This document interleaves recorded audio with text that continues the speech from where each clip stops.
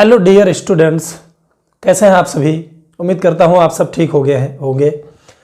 Guys, मैं आपको conditional sentence with concept मैं आपको पढ़ा रहा था, जिसमें कंडीशनल सेंटेंस के मैंने 4 टाइप्स बताए थे। जिसमें पहला टाइप मैंने जीरो कंडीशनल सेंटेंस आपको पढ़ा दिया है, और उसके बाद टाइप 1 में वो तो जीरो है, टाइप जीरो था जो मैंने पढ़ाया इसके पहले वीडियो में, वो टाइप जीरो था। तो जीरो कंडीशनल सेंटेंस उसको कहते थे, कैसे कहते थे, कैसे उसको माना गया, किस प्रकार वो बना, ये आप पढ़ चुके हैं इसके पहले वाले वीडियो में। अगर आप मेरे वीडियो में नए हैं तो पहले इसके पहले वाला वीडियो जरूर देखें। तो गाइस, आज हम चलते हैं टाइप 1 पर, जिसको हम कहते हैं फर्स्ट कंडीशनल सेंटेंस। ये हमेशा प्रेजेंट और फ्यूचर में होता है। और कैसे हम इसको टाइप 1 में रखते हैं, यहाँ पे देखिए लिखा है, यह एक संभावित स्थिति और इसके संभावित परिणाम को दर्शाता है। अगर आप ये ना समझ पाए तो ये समझिए भविष्य की संभावनाओं को दर्शाता है, यानी भविष्य में क्या होने वाला है। अगर आप ये करें तो आपको वो मिलेगा फ्यूचर टेंस में। अगर आपके पास ये हो तो आप वो चीज ले लेंगे फ्यूचर टेंस में। मतलब भविष्य काल की संभावनाओं को दर्शाता है ये टाइप 1 जो है, ठीक है, जिसको हम फर्स्ट कंडीशनल सेंटेंस कहते हैं। इसका पहचान देख लीजिए ताकि और क्लियर हो सके। अगर ये हो, करें या करेंगे, अगर हमारे पास ये हो या हमारे पास ये करें, या अगर हम ये करें या हम करेंगे, तो वो होगा या हो सकता है। यानी जैसे हम कठिन परिश्रम करें तो हम पास हो जाएंगे। अगर तुम शुल्क जमा कर दो तो तुम यहाँ पढ़ सकते हो। तो मतलब भविष्य की संभावनाओं की बात होती है कि अगर आप ये करेंगे तो भविष्य काल में आपको ये चीज़ें मिलेंगी। तो गाइस, ये हमेशा फ्यूचर और प्रेजेंट टेंस में होता है। ये जो कंडीशनल ऐसा कंडीशनल सेंटेंस होता है, ये हमेशा प्रेजेंट और फ्यूचर में होता है। तो इसमें इसका नियम है गाइस कि इफ के बाद आपको सिंपल प्रेजेंट यानी प्रेजेंट इंडेफिनिट टेंस, आपको इफ के बाद प्रेजेंट इंडेफिनिट टेंस बनाना है, या अगर उसमें वर्ब नहीं है तो सिंपली उसको इजमार से बना सकते हैं। और फिर दूसरा वाक्य किस नियम का है, वो फ्यूचर में है तो विल शैल, अगर उसमें संभावना का बोध हो रहा है तो मे माइट, और उसमें भविष्य की संभावनाओं के लिए कुड का भी प्रयोग हो सकता है। आपको ये थोड़ा अटपटा जरूर लगेगा, लेकिन भविष्य काल की संभावनाओं के लिए कुड का प्रयोग भी हो सकता है, लेकिन ये निश्चित नहीं होता है। तो चलिए चलते हैं मेन सेंटेंस पे बिना समय खर्च किए हुए। अगर तुम सही से पढ़ो तो तुम परीक्षा में अच्छे अंक लाओगे। तो यहाँ पे देखिए भविष्य काल की बात हो रही है। अगर तुम सही से पढ़ो, संभावनाओं की बात हो रही है, तो अच्छा अंक लाओगे भविष्य में, ये संभावनाओं की बात हो रही है। तो ये जान लीजिए, अगर कंडीशनल सेंटेंस प्रेजेंट टेंस अथवा फ्यूचर टेंस में है तो इफ के बाद आपको प्रेजेंट इंडेफिनिट टेंस बनाना है। तुम सही से पढ़ो यानी इफ यू, पढ़ना की अंग्रेजी रीड होता है, और उसके बाद सही से की अंग्रेजी प्रॉपरली होता है, या वेल भी हम लिख सकते हैं। इफ यू रीड प्रॉपरली, उसके बाद दूसरे सेंटेंस को जिस वो टेंस में है उसी में बनाएंगे। तुम परीक्षा में अच्छे अंक लाओगे, तो कहने का मतलब प्राप्त करोगे।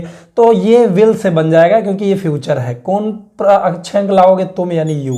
इधर भी सब्जेक्ट अच्छे से ढूंढ कर बनाएंगे, यानी अंक लाओगे कौन? तुम, सब्जेक्ट। फिर उसके बाद इसके साथ विल लग जाएगा, यू विल।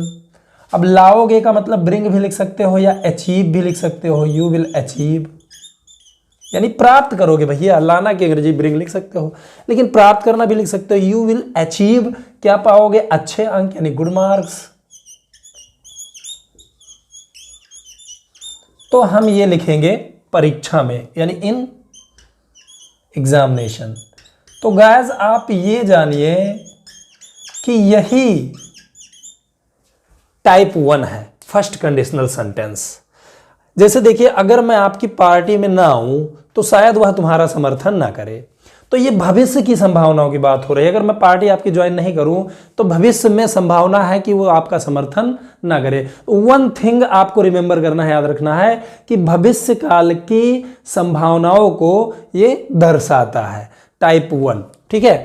तो चलिए देखते हैं, इसको बनाते हैं। अगर मैं आपकी पार्टी में ना हूं, प्रेजेंट इंडेफिनिट टेंस में बनाएंगे, क्योंकि ये प्रेजेंट टेंस है, तुम्हारा समर्थन ना करे। ये चूंकि शायद शब्द आ गया है तो में से बनेगा, तो में हमेशा प्रेजेंट टेंस में होता है। तो अब इसको पहला हमें प्रेजेंट इंडेफिनिट बनाना है, इफ। अब पार्टी में ना आऊं, कौन? मैं आई। अब चूंकि ये प्रेजेंट इंडेफिनिट बनाना है, निगेटिव है, तो डू नॉट या डोंट का यूज करेंगे, क्योंकि आप जानते हो प्रेजेंट इंडेफिनिट में डू नॉट या डोंट लगता है। अब आऊं की अंग्रेजी कम ना लिखें, ज्वाइन लिखें तो ज्यादा अच्छा होगा। If I don't join, join के बाद प्रीपोजिशन नहीं लिखा जाता, यानी मे की अंग्रेजी नहीं लिखेंगे, ज्वाइन। अब आपकी पार्टी ये लिख देंगे योर पार्टी। ये फर्स्ट क्लास बन गया इफ वाला class. If I don't join your party, अब तो शायद वह तुम्हारा समर्थन ना करे, तो कौन समर्थन ना करे? वह। अब यहाँ शायद आया है भैया, तो इसमें हमने मे का प्रयोग करना है, कौन समर्थन ना करे? वह। सब्जेक्ट लिख देंगे, और जब हम मे लिखेंगे तो इसमें शायद का इंक्लूजन हो गया, शायद इसमें मिल गया, शायद अब लिखने की जरूरत नहीं है, वैसे शायद की अंग्रेजी परहैप्स होती है। तो ही में अब यहीं पे नॉट लगा देंगे क्योंकि ये निगेटिव सेंटेंस है। समर्थन करना की अंग्रेजी सपोर्ट होता है। सपोर्ट, किसका समर्थन करे? तुम्हारा, यानी यू। ठीक है, तो इस प्रकार हम इसको बनाएंगे। If I don't join your party he may not support you. अगला सेंटेंस देखिए, अगर मेरे पास एक अच्छी नाव हो तो मैं इस नदी को आसानी से पार कर सकता हूँ। गाइस, अगर मेरे पास एक अच्छी नाव होगी तो मैं इसको पार कर सकता हूँ। इसमें क्षमता की बात हो रही है, पार करने की बात हो रही है कि अगर नाव मिल गई तो हम पार कर सकते हैं। ठीक है, तो कैन का प्रयोग हो सकता है यहाँ पे, या भविष्य काल की संभावनाओं के लिए कुड का भी प्रयोग होता है। इसमें जरा भी डाउट ना करिएगा, टिप्पणी करने से पहले आप एक बार सर्च कर लीजिएगा, देख लीजिएगा, तब करिएगा। तो देखिए सेंटेंस ये, अगर मेरे पास एक अच्छी नाव हो। किसी के पास जब कुछ होता है गाइस तो उसमें हैज हैव हैड से बनाते हैं, तो चूंकि ये प्रेजेंट टेंस है तो हैज हैव से बनाएंगे।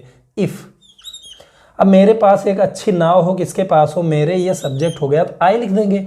और किसी के पास कुछ होता है, यानी जब सब्जेक्ट किसी पर अधिकार प्रकट करता है तो हैज हैव से बनाते हैं। इफ आई हैव, अब एक अच्छी नाव, ए गुड, एक अच्छी नाव यानी बोट। फिर ये सेंटेंस बनाएंगे, मैं इस नदी को आसानी से पार कर सकता हूं। इसमें क्षमता की बात हो रही है तो कैन यहाँ पे आसानी से लग सकता है। कौन पार कर सकता है? मैं, आई। गाइस, यहाँ कुड भी लग सकता है। भविष्य काल की संभावनाओं के लिए आप कुड श्योरली आप लगा सकते हो, कोई प्रॉब्लम नहीं है। ठीक है, तो आई कैन, क्षमता आ गई तो इसमें कैन लगा सकते हैं, आई कैन। पार करना की अंग्रेजी क्रॉस होता है, तो यहाँ पे हम लिख देंगे क्रॉस। आई कैन क्रॉस, किसको पार कर सकता हूँ? इस नदी को, यानी दिस रिवर। तब हम ये लिखेंगे आसानी से। आसानी से एडवर्ब है जिसमें हम इजी में इजीली कर देते हैं। ये एडवर्ब ऑफ मैनर है, पार्ट्स ऑफ स्पीच की बातें बाद में होंगी।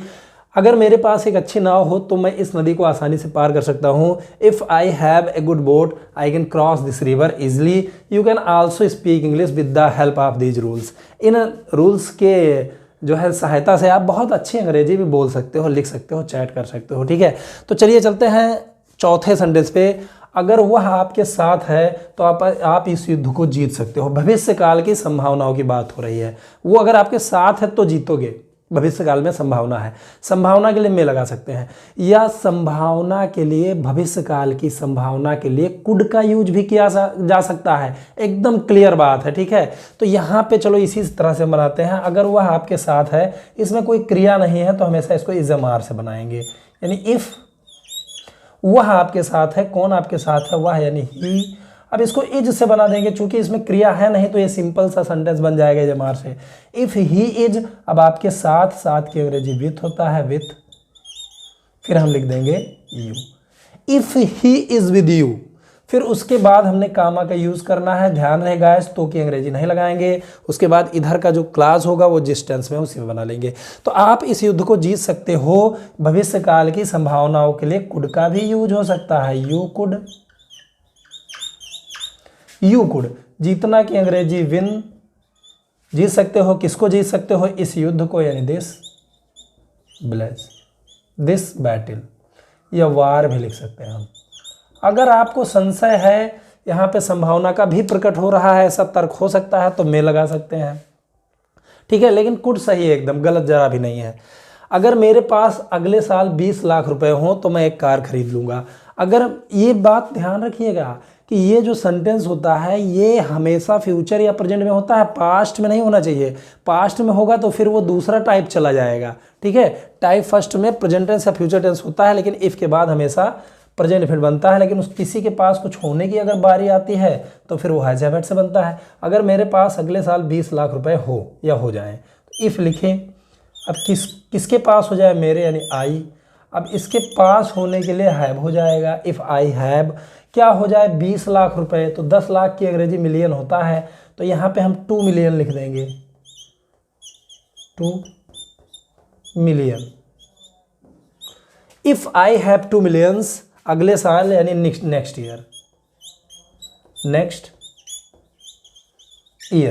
तो यहाँ पे हमने कामा लगा दिया। If I have 2 millions next year, तो मैं एक कार खरीद लूंगा। ये चूंकि फ्यूचर है तो ये बना देंगे आई, और चूंकि यहाँ पे दृढ़ता की बात हो रही है इसलिए सैल नहीं लगाएंगे, विल लगा देंगे। या आप चाहें तो दृढ़ता प्रकट नहीं हो रही है ऐसा सोचकर सैल भी लगा सकते हैं। आई विल खरीद लूंगा यानी बाई, या परचेज लिख सकते हो, एक अच्छा शब्द है परचेज। क्या खरीद लूंगा, एक कार यानी ए कार। तो गाइस मैंने आपको बताया था कि मैं चारों टाइप्स जो है, जीरो टाइप, उसके बाद first conditional sentence, second conditional sentence, third conditional sentence आपको लाइन से पढ़ाऊंगा। तो जीरो हो गया और फर्स्ट टाइप 1 यानी फर्स्ट कंडीशनल हो गया।